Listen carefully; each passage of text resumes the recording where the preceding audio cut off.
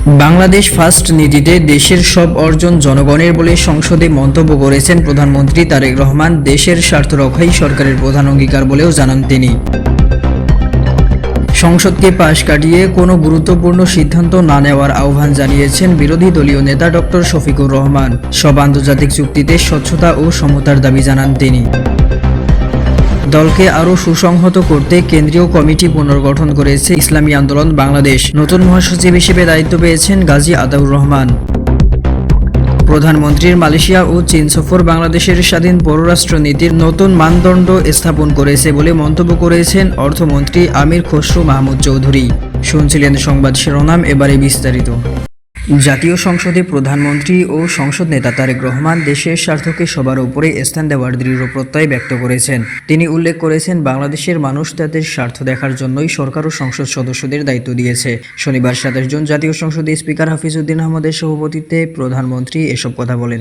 নিজের রাজনৈতিক অবস্থান পুনর্ব্যক্ত করে তিনি বলেন, তাদের দল সবসময় বাংলাদেশ ফার্স্ট বা বাংলাদেশ প্রথম স্লোগানটি ব্যবহার করে। তিনি নিজের অবস্থান থেকে সবসময় দেশের এবং দেশের মানুষের স্বার্থ নিয়ে কথা বলার এবং তা রক্ষা করার চেষ্টা করে যাচ্ছেন। সংসদ নেতা বলেন, এখানে কোনো ব্যক্তিগত বিষয় বা স্বার্থ জড়িত নেই। যে কোনো ভালো অর্জন বা সফল সফরের মাধ্যমে যদি ইতিবাচক কিছু অর্জিত হয়ে থাকে তবে তা একান্তই বাংলাদেশ এবং দেশের মানুষের অর্জন।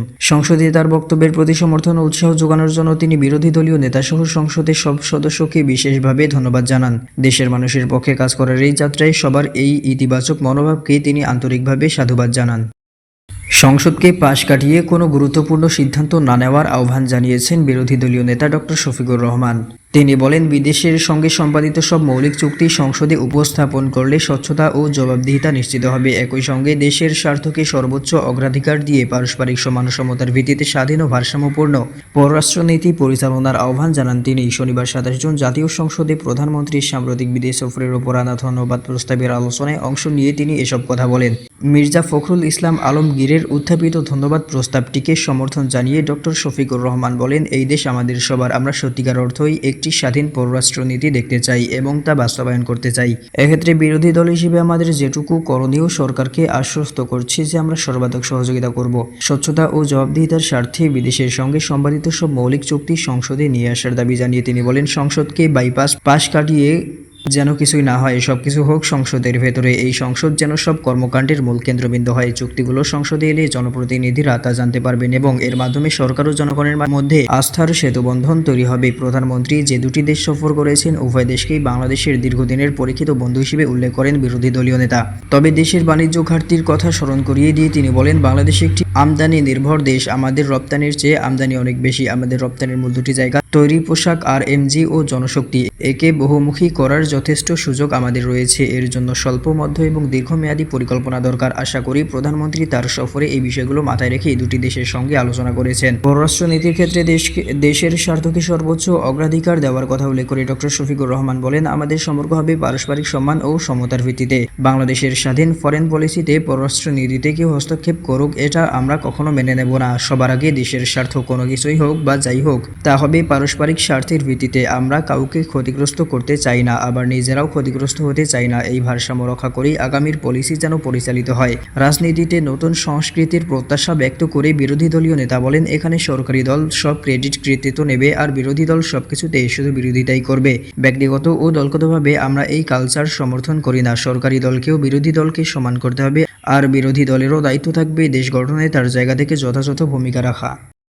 চলমান রাজনৈতিক পরিস্থিতিতে দলকে নতুন করে সংগঠিত করতে কেন্দ্রীয় কমিটি পুনর্গঠন করেছে ইসলামী আন্দোলন বাংলাদেশ। এতে দীর্ঘ 18 বছর দায়িত্ব পালন করে মহাসচিব অধ্যক্ষ ইউনুস আহমদকে সরিয়ে গাজী আতাউর রহমানকে স্থান দেওয়া হয়েছে। এর সঙ্গে 4 জন যুগ্ম মহাসচিব ও 4 জন সহকারী মহাসচিব ও 48 সদস্যের নাম ঘোষণা করা হয়। আর ইউনুস আহমদকে দলের সর্বোচ্চ পরিষদ প্রেসিডিয়ামের সদস্য করা হয়েছে। শনিবার রাজধানীর পল্টনে ফারস হোটেল এন্ড রিসোর্টসে অনুষ্ঠিত ইসলামী আন্দোলন বাংলাদেশের কেন্দ্রীয় মজলিসে শুরার বিশেষ বৈঠকে এই কমিটি গঠন করা হয়। জাতীয় নির্বাচন পরবর্তী কার্যক্রম পর্যালোচনা শেষে আসন্ন স্থানীয় সরকার নির্বাচন সহ আগামী রাজনীতির জন্য দলকে আরও সুসংহত করতে নির্দিষ্ট মেয়াদ শেষ হওয়ার আগেই এই বিশেষ শুরার অধিবেশন ডাকা হয়। শুরার অধিবেশনে 2025-26 সাংগঠনিক কার্যক্রম পর্যালোচনা করা হয়। রাজনৈতিক কৌশল ও পরিস্থিতি নিয়ে বিস্তর আলোচনা করা হয়। ইসলামী আন্দোলন বাংলাদেশের আমির ও চরমনাই পীর মুফতি সৈয়দ মোহাম্মদ রেজাউল করিমের সভাপতিত্বে ও মহাসচিব অধ্যক্ষ হাফেজ মাওলানা ইউনুস আহমদের উদ্বোধনী বক্তব্যে বক্তব্যের মাধ্যমে শুরু হওয়া বৈঠকে বিগত সেশন সামগ্রিক প্রতিবেদন উপস্থাপন করেন যুগ্ম মহাসচিব অধ্যক্ষ হাফেজ মাওলানা শেখ ফজলে বারী মাসুদ। সাংগঠনিক প্রতিবেদন উপস্থাপন করেন সাংগঠনিক সম্পাদক শাহ ইফতেখার তারিক। রাজনৈতিক প্রতিবেদন পেশ করেন সিনিয়র যুগ্ম মহাসচিব ও দলীয় মুখপাত্র মাওলানা গাজী আদাউর রহমান। প্রতিবেদন উপস্থাপনের পরে শুরার সঙ্গে পরামর্শ করে নতুন কমিটি ঘোষণা করেন ইসলামী আন্দোলন বাংলাদেশ চরমনাই পীর। নতুন যুগ্ম মহাসচিবরা হলেন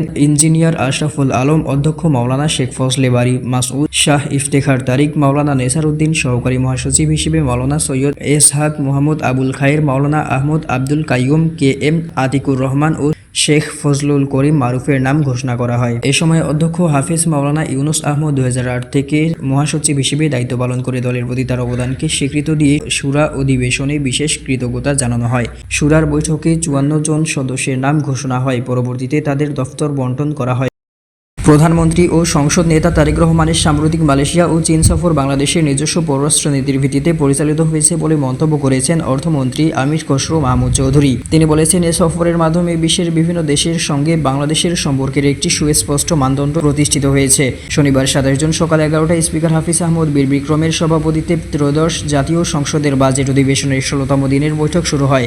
বৈঠকের শুরুতে স্থানীয় সরকার, পল্লী উন্নয়ন ও সমবায় মন্ত্রী মির্জা ফখরুল ইসলাম আলমগীর গত 21 থেকে 26 জুন পর্যন্ত প্রধানমন্ত্রী মালয়েশিয়া ও চীন সফরের ওপর ধন্যবাদ প্রস্তাব উত্থাপন করেন। ধন্যবাদ প্রস্তাবের আলোচনায় অংশ নিয়ে অর্থমন্ত্রী বলেন, বাংলাদেশের রাজনীতিতে দীর্ঘদিন ধরেই একটি ইতিবাচক সাংস্কৃতিক পরিবর্তনের প্রয়োজন ছিল। প্রধানমন্ত্রী সেই পরিবর্তনের সূচনা করেছেন। বিদেশ সফরে যাওয়া কিংবা দেশে ফেরার সময় বিমানবন্দরে বিপুল জনসমাগমের মাধ্যমে সংবর্ধনা নেওয়ার প্রচলিত রীতি তিনি পরিহার করেছেন। এর মাধ্যমে ভবিষ্যতের রাজনীতির জন্য একটি ইতিবাচক দৃষ্টান্ত স্থাপন হয়েছে বলে তিনি মন্তব্য করেন। সফরের কূটনৈতিক গুরুত্ব তুলে ধরে অর্থমন্ত্রী বলেন, এই সফরের মূল ভিত্তি ছিল পারস্পরিক শ্রদ্ধা, পারস্পরিক স্বার্থ, অন্য দেশের অভ্যন্তরীণ বিষয়ে হস্তক্ষেপ না করা এবং নিজস্ব কৌশলগত স্বাধীনতা বজায় রাখা। তিনি আরও বলেন, শহীদ রাষ্ট্রপতি জিয়াউর রহমান যে বহুমাত্রিক পররাষ্ট্র নীতির ভিত্তি গড়ে তুলেছিলেন, প্রধানমন্ত্রী সাম্প্রতিক সফরের মাধ্যমে সেই ধারাবাহিকতাই বজায় রেখেছেন। দেশের স্বার্থ ও জনগণের কল্যাণের প্রশ্নে সরকার কোনো ধরনের আপোষ করবে না বলেও তিনি উল্লেখ করেন।